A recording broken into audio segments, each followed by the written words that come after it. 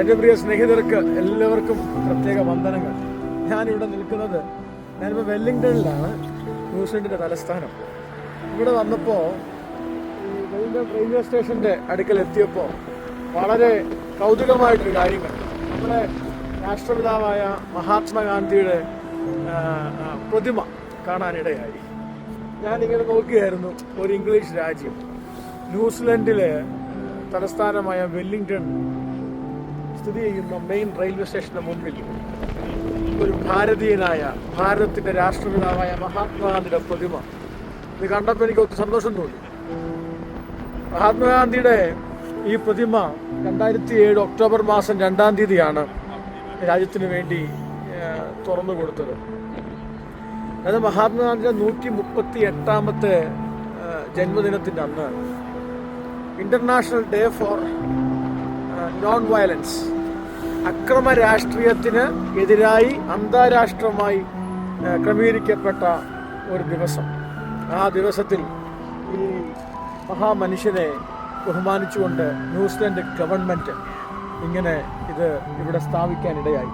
ഞാൻ ഓർക്കുമായിരുന്നു, മഹാത്മാഗാന്ധിയുടെ വില ഭാരതത്തിൽ ഗാന്ധിജിക്ക് വില നഷ്ടപ്പെട്ടു വരുന്നൊരു പ്രത്യേക രാഷ്ട്രീയ സാഹചര്യത്തിനകത്ത് നമ്മിൽ ഒരുവനായ, നമ്മുടെ രാഷ്ട്രപിതാവായ, ഏറ്റവും ആദരണീയനായ മഹാത്മാ, എൻ്റെ ജീവിതമാണ് എൻ്റെ സന്ദേശം എന്ന് പറഞ്ഞ ആ മനുഷ്യനെ മറ്റൊരു രാജ്യം ഇങ്ങനെ ആദരിക്കുന്നത് കാണുമ്പോൾ ഒത്തിരി സന്തോഷം തോന്നുന്ന, ഒരു ഭാരതീയനായതിൽ ഒത്തിരി സന്തോഷിക്കുകയും അഭിമാനിക്കുകയും ചെയ്യുന്ന ഒരു നിമിഷം. ഒരു പദം കൂടെ ഞാൻ പറഞ്ഞിട്ട് എൻ്റെ ഈ ഷോർട്ട് വീഡിയോ അവസാനിപ്പിക്കാം.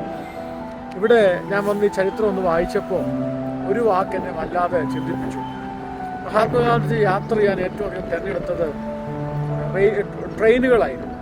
അതിൻ്റെ പ്രധാന കാരണമായിട്ട് അദ്ദേഹം പറഞ്ഞതായി രേഖപ്പെടുത്തിയിരിക്കുന്ന പദം, ഏറ്റവും സാധാരണക്കാരായ ആളുകളോട് സംവദിക്കാൻ ഏറ്റവും നല്ല സ്ഥലമെന്ന് പറയുന്നത് ട്രെയിൻ യാത്രകളാണ് എന്നാണ് താൻ പറഞ്ഞത്.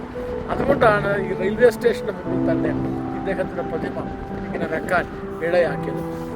സത്യത്തിൽ ഒരു ഭാരതീയനായതുകൊണ്ട് ഇന്നൊത്തിരി ഭാരതീയർ ഇവിടെ മൈഗ്രേറ്റ് ചെയ്ത് ഇവിടേക്ക് വന്ന് താമസിക്കുന്നുണ്ട്. ഭാരതീയനായത് അഭിമാനിക്കുക.